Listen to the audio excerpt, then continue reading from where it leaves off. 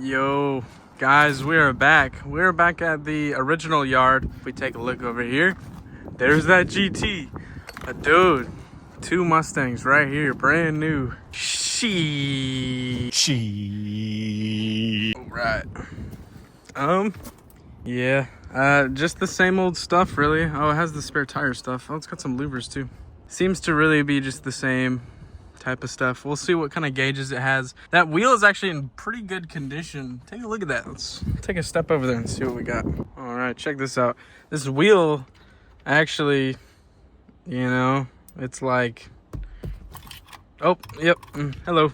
Dude, it's not even in bad shape, honestly. Yeah, oh, well, shit, man. The leather's not doing that hot. It looks like somebody had bleach, just like exploded bleach everywhere. What the fuck? I might have to take these connectors for that new steering wheel we got at the out of the other yard. Yeah, nothing of real value. There's the V6 my color stuff, so that's kind of cool. I guess let's take a look at this car over here.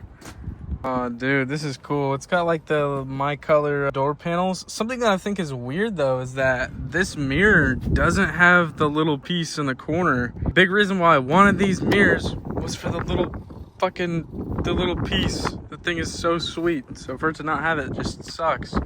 These are the same seats in the 05 to 09. I didn't know that the 10s also had the same seats. I thought they had like a little flip up piece. Definitely gonna take these panels though. Those things will definitely clean up well. All right, so take a look at this. I just pried this up, and of course it has that sticky shit on the door sill. When we get these, a big tip is that we cut the female and the male side off, just so that when we hardwire one side, we can easily just click it and pop it out in case we need to do any other repairs or just clean up the inside. But always, in most cases, when you're retrofitting something, just take this pigtail with you. Make it as OEM to you as you can. It just makes stuff so much easier, makes so much more sense. All right, so we got the one panel here. I'm sure you guys are loving the wind noises. Something that's pretty cool about these panels is that you can't really see, but there's a hole here. Can't really see, but if you tuck down in there, there's a light. And that light is for the my color. It's what matches this. Cup holder lighting, dash lighting.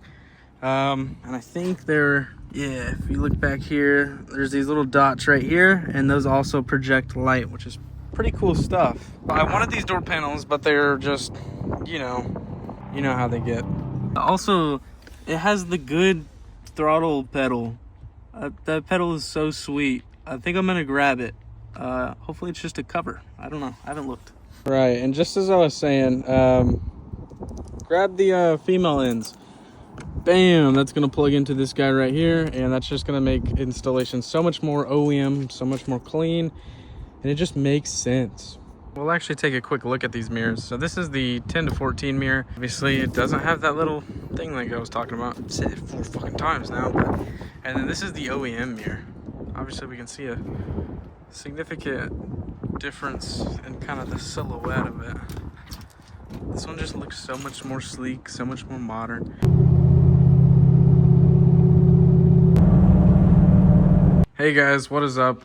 Sorry to get back at such a later time in the day. It's all kind of dark outside. I didn't end up getting those mirrors. I ended up finding a cool guy. He had a 14 Mustang with the track pack. Such a cool car. Anyway, we did end up finding these connectors. Now, these are not the, the WPT 440s or the 1242s. These are ones that I just found in the car.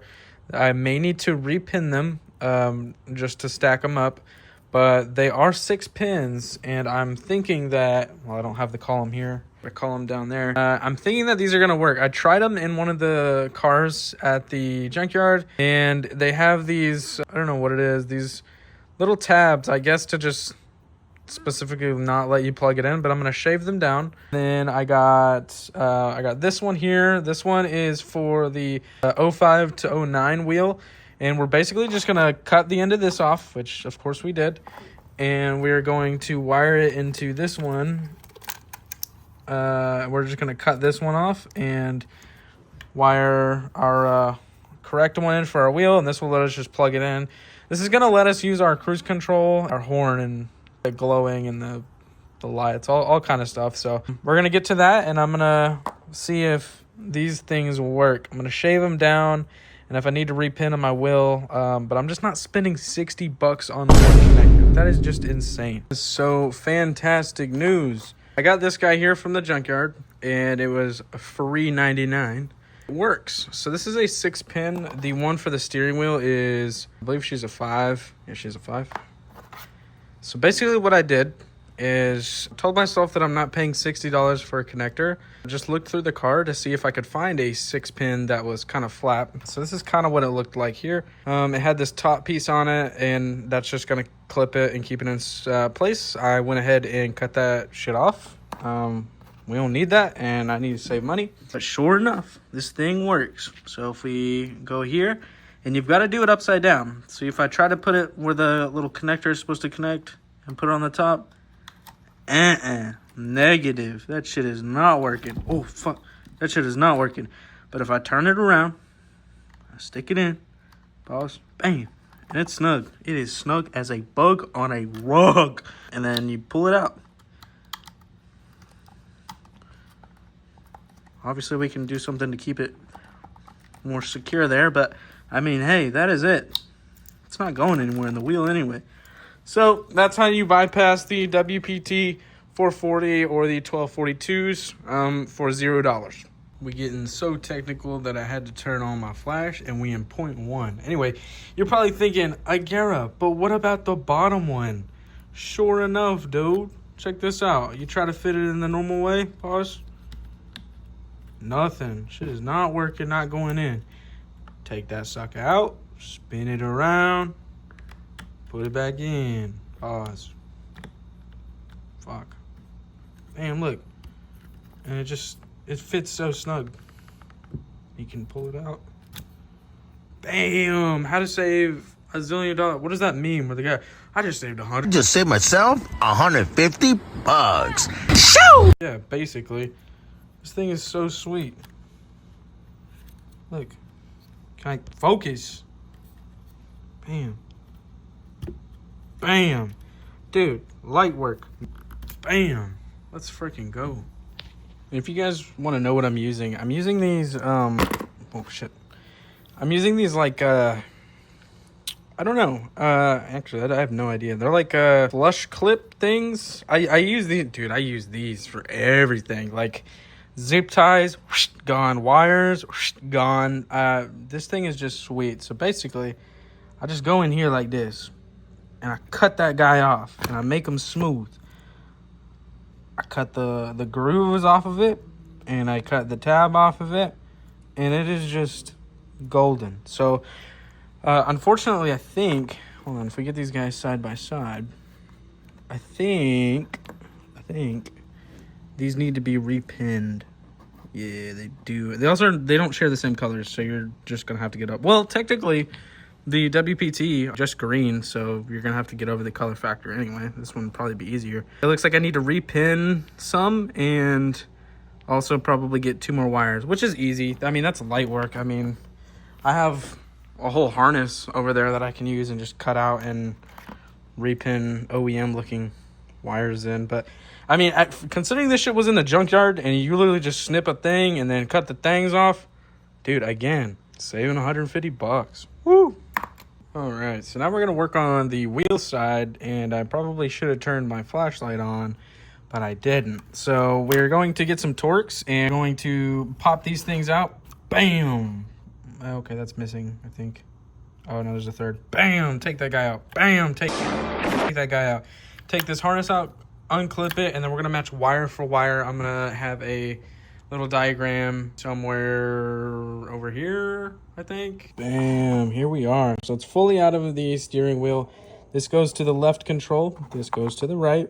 And we're just going to clip the head of this off and install this guy. We're going to match it color to color. And yeah. Yo, check this out. I just got one, and I'm soldering the other. Soldering is a skill. That is a skill. I'm not entirely super good at it, but grinder and paint makes me the welder that I ain't. So we are done wiring this up, and I'll be honest, this is not my best work. It's alive! It's alive! These two here need to be wired to the ground, and then these two here are going to go to the audio controls. My Mustang doesn't have audio controls, so they're marked with yellow just to know it's a signal, and then the green here is to ground, just for me to know it's going to ground. I mean, these are essentially ready to go. Yeah, we're gonna go throw this back into this guy, and it's gonna be freaking awesome.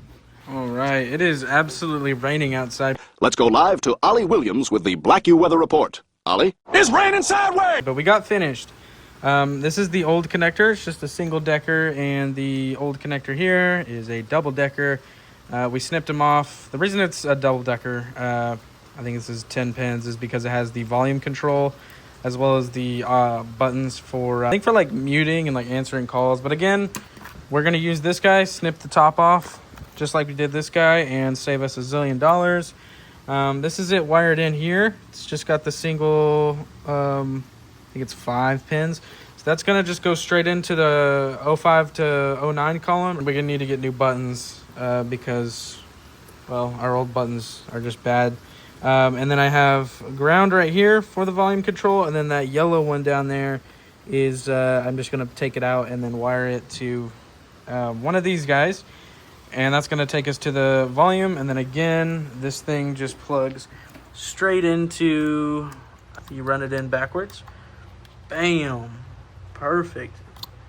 And pull it out. And then we'll do this guy too. And stick it in. And bam. So just like that. And that's going to allow us to transfer the power through the clock spring. And essentially, we could probably wire these buttons to do anything we want, but volume off the steering wheel is pretty cool, not gonna lie. So I do want to go over some of the stuff here about the engine build. We'll probably be uploading a little bit more in the near future. Mainly, we just need to get some coyote rods as well as some bearings. And then I need to get a scale just so that we can weigh the rods and then weigh the pistons and then weigh the pistons with rods and the coyote rods and, you know, the whole thing. Basically, we'll just be matching the heaviest pistons with the lightest rods, heaviest rods with the lightest pistons. And of course, we need to make a homemade hot tank, which I'm sure a lot of people will be interested in. Mainly just because it's easy. I did this on just a cold tank with a whole bunch of cleaner, and that came out pretty good. But check this guy out here. This guy I was just disassembling, messing with, and the piston is just super clean. Obviously, I can get in there with a little bit of a brush and just have at that. The wrist pin is just fantastic. It is just, there's no grooves, nothing to it. It's perfectly fits in. It is just, oh, dude, there's like no, oh, it's so good. And then the rod itself, which is so weird because this rod essentially looks just like the coyote rods, but it is freaking not. This thing is apparently made of butter. Oh, got the butter on him. The dog with the butter. Oh. We'll get rid of these guys, or I don't know, make a shelf out of them, or like a table, or I don't know, do something cool with them. Like currently, I've got my gold ratchet, and I got the chains here too. So yeah, we'll definitely figure out what we're gonna do with these guys. We'll get some new C-clips as well, and then we'll assemble this, and then we're just gonna throw in the old crankshaft after we polish it up and get that cleaned as well. And then we're gonna be ready to assemble. So check this out. This engine is just so nice. Obviously it's dirty, but it is just so glass. And I know you saw this guy. If we're gonna work this guy out with like a dingle ball or something, I just noticed it. I think it's just a wicked ass groove. So none of the other pistons walls have anything like that. And there's a whole bunch of cross hatching with them too. So these are gonna be fantastic. Of course, it is varnished like a MFer, so we're going to do something about that. But yeah, then we're going to resurface this probably with like a deck sander. We're going to be basically doing this as budget as possible and making as much horsepower as we can reliably as cheap as possible. And essentially, when it comes to a 3-valve or almost every 4.6, the weakest point is in the rods. These handle up to 450, 500 torque. I don't really want to test that theory. So we will get some new rods. We'll get the Coyote rods again. We're going to measure those out, throw this thing together. New set of cams and everything for this, and I have the heads as well. We're going to do a lot of work on the heads. I've got them sitting right here, super grody, and one of them has like a flat lobe on it here. Look at that. Well, that one's rusting because it's been in some moisture, but look at this one. What? This thing is like, yeesh. So yeah, we'll work on those guys, and then dude, we're gonna throw this thing in the Mustang, and it's gonna be freaking sweet. I don't want to throw it in until we get boost for it though. So you tell me, what is your best opinion for a 4.6 with boost? Cobras and Terminator Cobras, positive displacement, sticking a big old M112 or M122 on it would be freaking so sweet. I love the whine, but a centrifugal is just so good. I mean, the psh, it's just such a good noise. You could definitely do that. That can definitely be an option. But you guys tell me what you think. Anyway, though, I will see you guys later. If you guys enjoyed, again, like, subscribe, tell me what you think, and I will see you guys in the next video.